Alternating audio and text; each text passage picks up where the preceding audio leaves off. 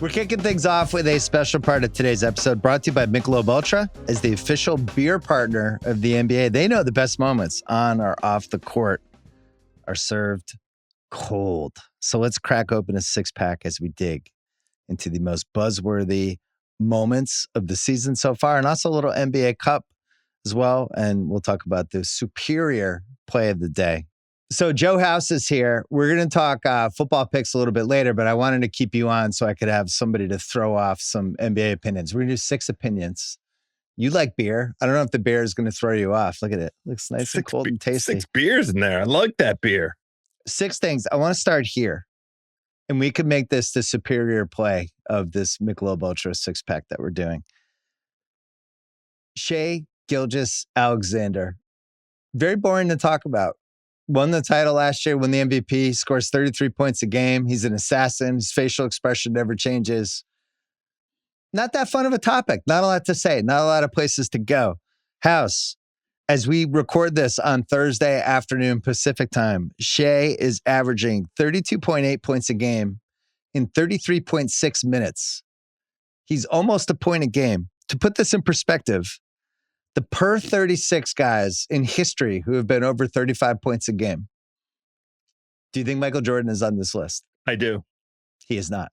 Wow. Wilt Chamberlain, 1961-62, his 50-point season, 37.36. Giannis this year, 35.78, just got hurt again.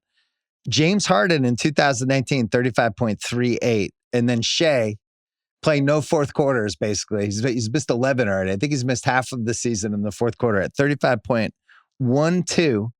He's shooting 55%, 44% from three, 88% free throws. He's been 20 a night for almost 100 games. The record's 126. That's a record I actually care about. It's so fucking hard to score 20 a night. Think about that. Foul trouble, a night where you're off, a night where you get hurt in like the third quarter. They're on pace for a 75-win season. And right now, he's like a slight MVP favorite on FanDuel. I think he's plus 155. Jokic is right after him. I don't see a scenario where he's not the MVP again if this team wins like 75 games. What's the number where it's like he has to be MVP? Honestly, to me, anything over 70 wins. So 70 and 12, there's basically no scenario if he plays the whole year and he's doing this, that he's not the MVP. And he holds this level. I mean, the hard thing will be, how do you pay proper respect to the Joker? Because the Joker's going to average a triple-double. I know. And it's an impactful triple-double. I mean, you mentioned Harden in 2019 should have been the MVP. Or was that his MVP year? Which year did Westbrook steal it? His MVP was 18. Westbrook stole 17. 17, yeah. I forget who won 19. In any event, the case for Giannis the Joker. Won in 19. Who won? Giannis? Giannis won. Yeah, in that 19, makes sense. I think. Yeah.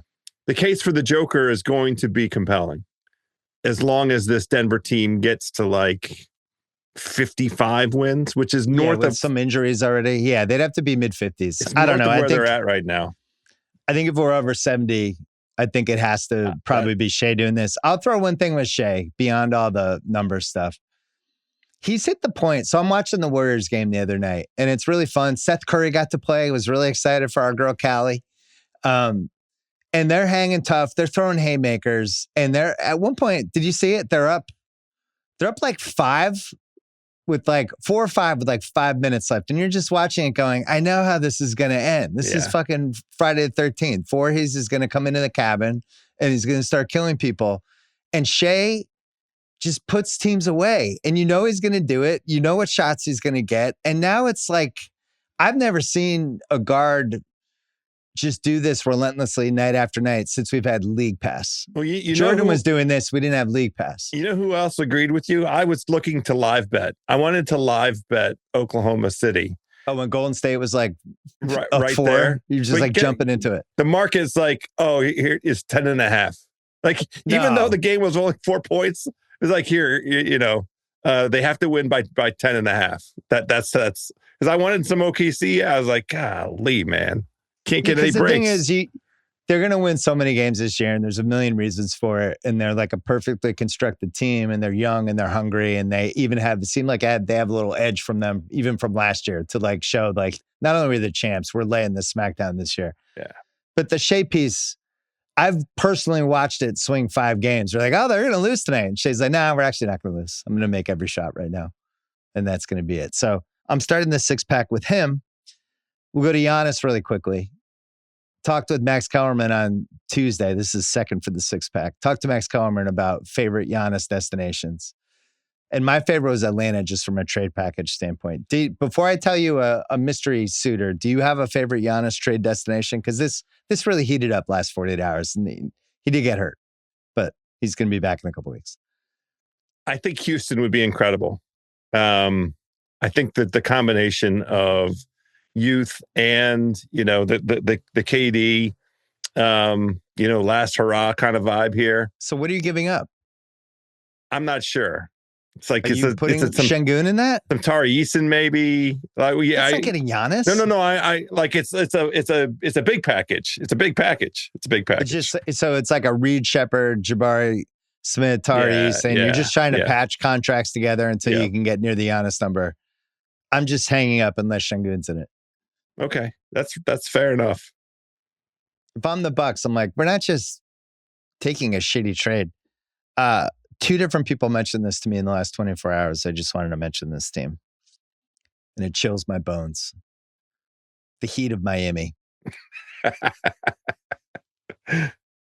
2 different scenarios. One has Bam in it, which I think if you're doing this, you probably try to keep Bam. But pretty easily, you could do the 3 brothers, Giannis and his 2 brothers. They have to be in the trade. You got to take both of them. Okay. With Bobby Portis, and you get back Hero and Bam.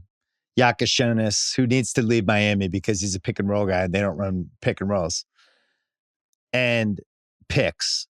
And that's one. But I think the more likely one, which is interesting to me, 3 brothers, Hero, Ware, who's good, Wiggins, and picks. You think that's superior to Houston? It's a 3-for-1. Well, Hero, I'm getting a top 45 guy in the league who can put up 25 a night. I'm getting a really good young center who I'm shocked by how much he's progressed this year. I think he's really good. I'm not positive he's perfect with Bam. And then I'm just getting a bunch of picks and a tradable contract in Wiggins. What are those you don't picks? Like it? What are the picks? I'm just whatever my picks are, here they are. I don't love it. Let me, I'm sorry to do this. Do this. Did you watch the end of the Dallas Mavericks and the Miami Heat? Miami was making a push. Yeah. Dallas was playing quite valiant. Your boy Cooper Flagg came through in the he did foul. He fouled on a play that they called a block. That's fine. He's getting some respect already. But Tyler Hero took a couple shots. I was like, man, this is not the time for that shot. Like, you know what, they'll love it in Milwaukee. Done better. Well, Tyler Hero hoisting. Yeah. Well, I'll tell you this: the Giannis stuff is a very hard pause button. Calf strain. It looked bad when he fell down, but then I was they'll be scared. super careful with it. So now this goes through January. Now there's going to be more unhappy teams, but yeah, the Miami piece of it, because the Bucks the thing that stood out to me was in the reporting, and a lot of people did some good reporting about it. One of the people said that if he decides he wants to go and he tells them the team, they'll try to get a deal done with the team out of respect to him. So if he says New York, he could say that's basically Towns and Anunoby. There's so much apron complications with that. It's a very good trade. Yeah, but I don't know if the Knicks can send both guys in the same trade. The apron is the most crazy thing about that. Right. But he could say Atlanta sounds great. Figure it out. I mean, respectfully to the great cities of Houston and Atlanta, Miami's got a natural advantage. Miami has an attraction. The brothers, imagine what the brothers try to persuade him. 3 brothers. His brother, like imagine my brothers telling me. Yeah, he's like the House brothers. There's like the meal ticket and then the 2 black sheeps. And they would be Tim like, and Rich House. We're going to use the house name on South Beach. You understand this? We're opening a bar. Yeah. All right. Speaking of Dallas, you mentioned them earlier. Obviously, I've been watching. We have a lot of Mavs futures. they started out a little season from Helly, and then something has happened the last couple of games as AD has started to look like AD again. Well, that's one thing. That's one important thing.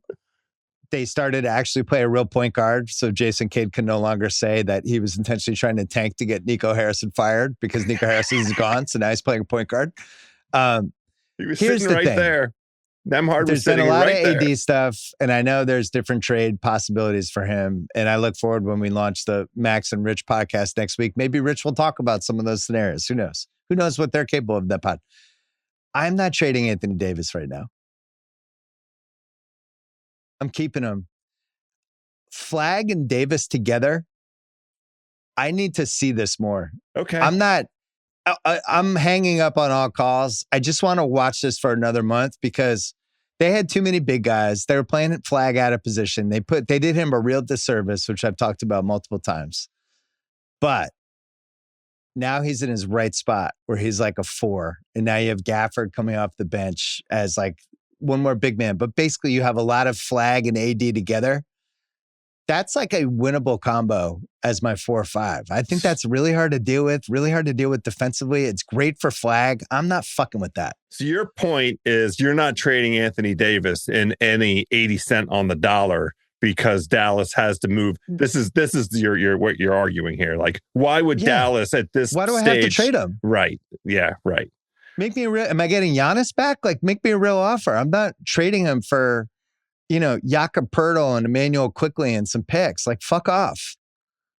I'd rather keep him. And Flag has been, I know you've been a little focused on it. Flag and Knipple have both looked like they're 27 years old in some of these games. That's absolutely right. The poise is, the Edgecombe as well. I treat him like all of them make dumb plays. Off a little. Yeah. But I'm just like the poise. They're ready. They arrived in the NBA ready to play.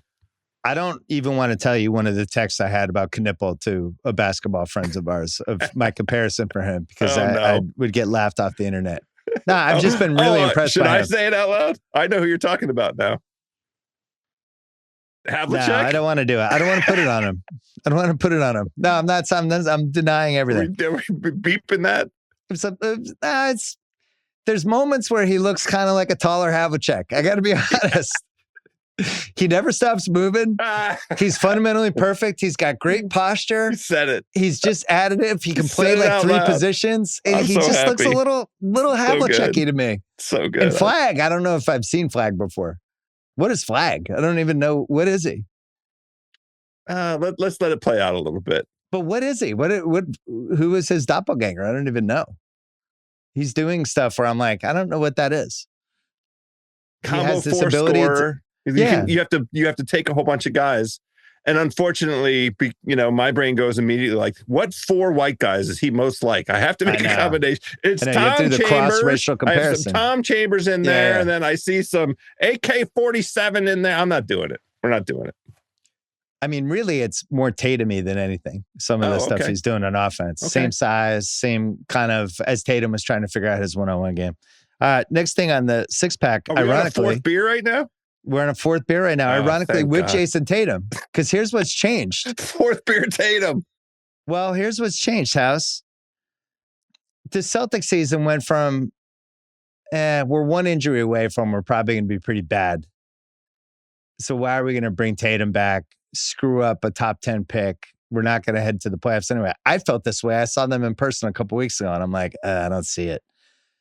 They've really, really turned into a decent basketball team. And Jalen has been a top 13, 15 guy in the league. He's going toe-to-toe. They just had this stretch where they played Orlando and the Knicks and Minnesota and Cleveland and one other really good team.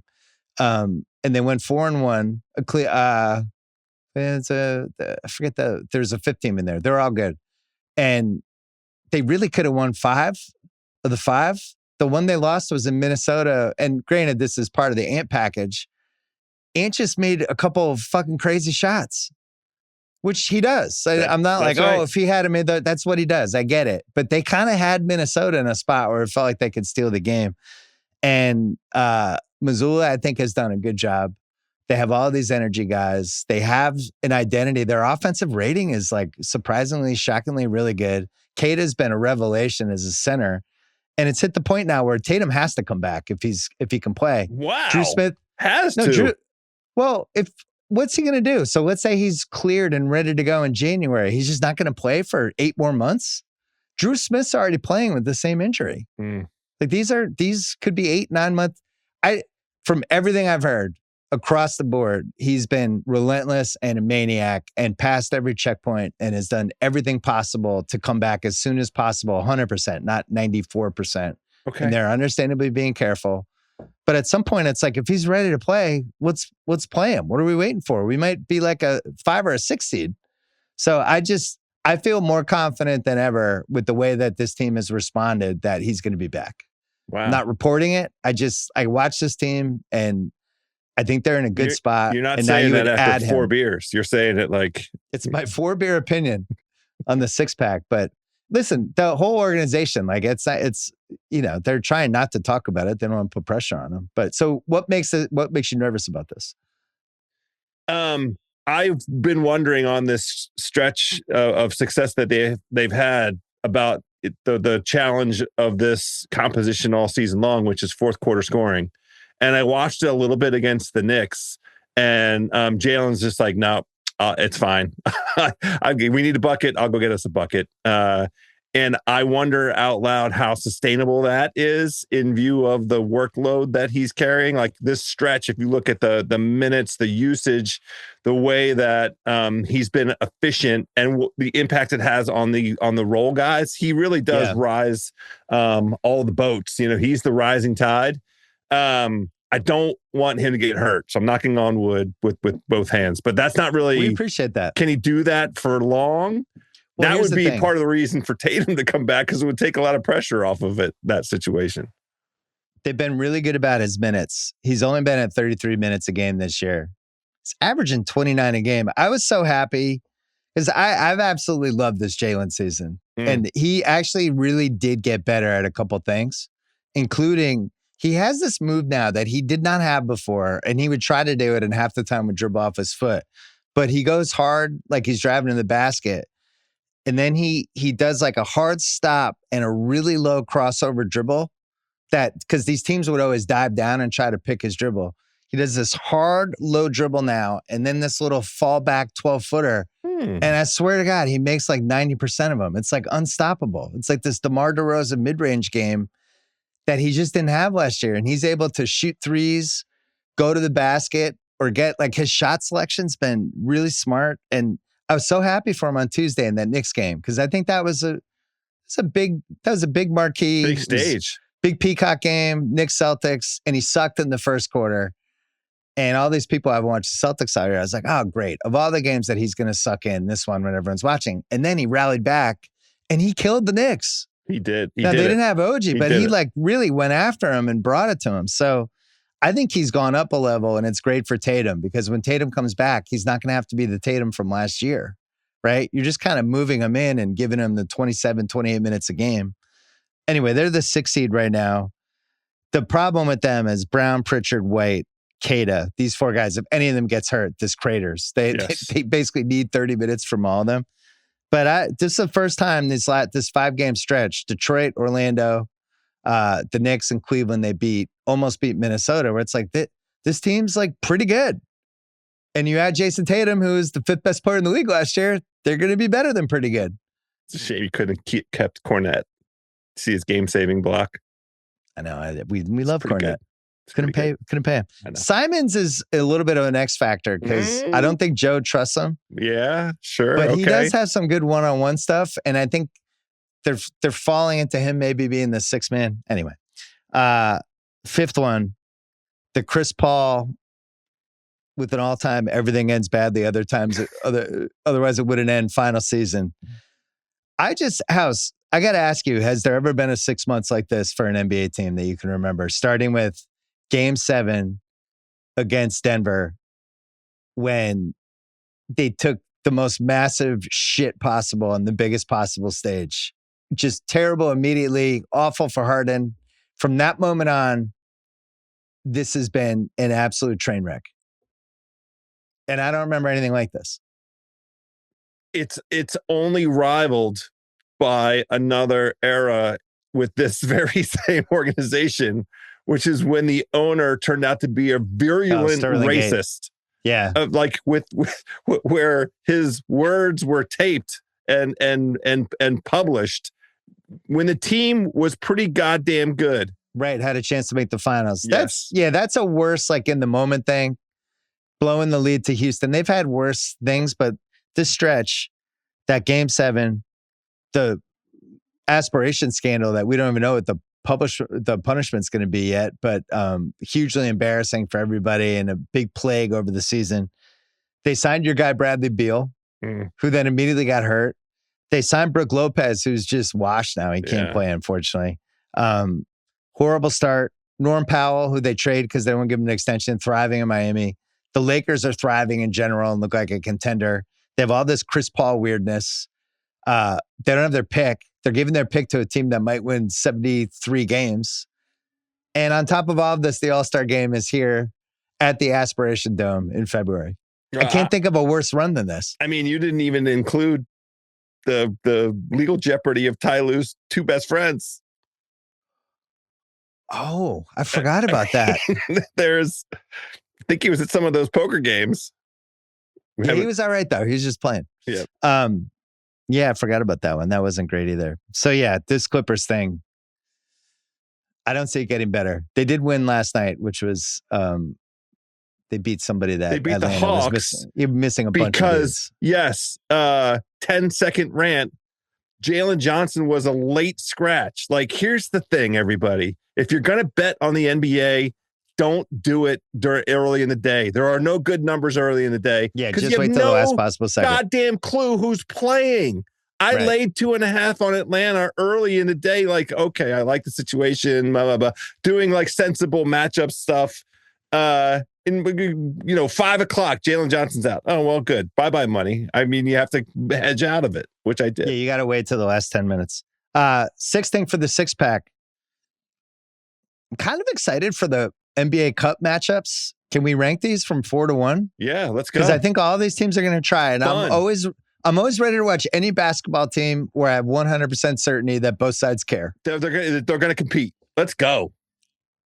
I'll give you the 4 options. We have the all Florida battle, Miami versus Orlando. We have the Knicks going to Toronto. Suns Thunder. Dylan Brooks just probably trying to as close to being kicked out as possible without getting kicked out. And Lakers Spurs. No Wemby. What do you got for number 1?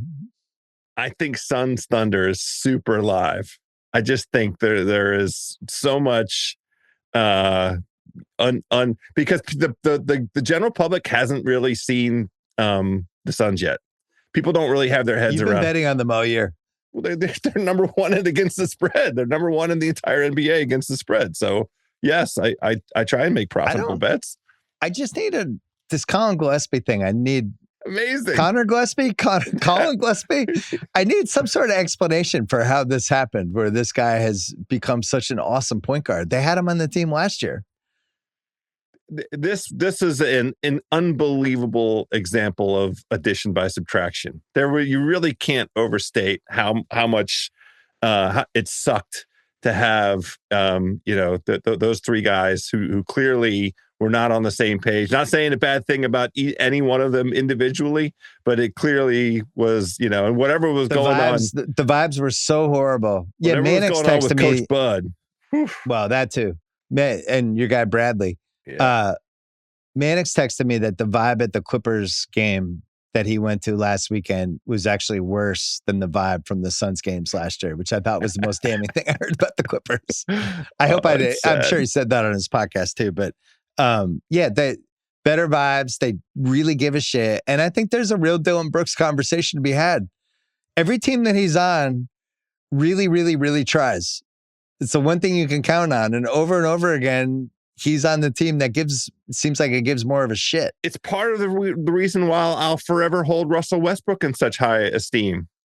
Not a guy that style of play wise I've ever been able to really wrap my head around. Always where's the IQ element of, especially on defense, hoops IQ I'm talking about. But goddamn, that guy cares. Goddamn, he tried hard. Goddamn, he dragged a terrible Washington team to the playoffs. He gets did rebounds. That. Yes. He fills up this box score. All right, so you have Suns Thunder first. I have Miami Orlando first. Okay. I like what's going on with this Orlando team, and there's some interesting Paolo questions. I'm not going to bring any of them up, but there's just some questions, some things. I always get suspicious when somebody loses their best player and then immediately looks like the team has fallen into place. I'm just monitoring. Miami's been really fun to watch, and I hate myself for saying that, as I mention every time. Well, it's really fun. They revamped. They went into the lab in the summer. They're like, you know what? We're not going to be as last in pace any longer. I like their style. What if we're first in pace? Let's go try that. Oh, all of a sudden, here we go. Interesting. Let's push the ball, spread the floor. You have the ball, attack the basket. That's why my guy Giannis hasn't played. That's not his game. They should trade him. Trade him to free him. Free Giannis. I would put Lakers, Spurs. I would have Knicks, Toronto last. That would be my 4. That's fine. I would go. So you have Suns, Thunder 1. I have Miami, Orlando 1. So we'll flip those for 1 and 2, and then Lakers, Spurs 3, Knicks, Toronto 4. Okay. I think that's fair. I just psyched for all of them. There's a great mix of upstart teams. Like, who had Toronto, showing up in this instance. And I think on that big stage, it's a good test, because the Knicks are not going to be like, oh yeah, let's accommodate Toronto here. That's going to be fun to watch. I think they need to add NBA awards that I can vote for at the end of the year, because I'm not allowed to bet on any of the awards. So I'd rather just vote for more awards. You want more awards? I want more awards. Scotty Barnes deserves some sort of award. And I was thinking the category would be, I never really liked watching you, but now I do. Something like that. I've really enjoyed watching Scotty Barnes this year, and I did not enjoy his game for the years before. Something clicked in his head. I like how unselfish he is. I like his physicality. I've just really enjoyed everything he's done. Thumbs up, Scotty Barnes. If we were going to be like, even more gracious towards Scotty about it, what was going on was the Toronto organization with this inexplicable tank concept that got Masai fired because he really couldn't explain it to anybody. And they just kind of floundered, and it never really made sense or translated into impactful draft picks. And so they went the other direction, and it's a pretty interesting team this year. It helps them that they have Ingram, who can look like discount Durant sometimes, and has that. It was funny to watch him that one game when he hit the game winner. They gave it to him, and he flipped the ball almost like Rondo style before he started his move, because he's like, here's what I'm going to do. I'm going left. I'm pulling up, and I'm making it. He made it with like an incredible amount of confidence. Then the next game they played Charlotte, and it was the same situation. And Charlotte, because they have a good coach, was saying, there's no fucking way you're doing that move again. So as he started, they just sent 2 guys to the spot and double teamed him. But that's it, taking that load off Barnes, plus he's older, but I've been really impressed by him. Anyway, that's our 6-pack. If you want even more, grab yourself a pack of Michelob Ultra. Plus Ultra is getting you closer to the action with a chance to win exclusive prizes, including courtside tickets and more. Michelob Ultra, superior is worth playing for. Enter now at MichelobUltra.com/courtside. Michelob Ultra courtside 25-26, no purchase necessary. Open to U.S. residents 21 plus. Begins on October 1st, 2025. Ends on June 30th, 2026. Multiple entry periods. See official rules at MichelobUltra.com/courtside for free entry, entry deadlines, prizes, and details.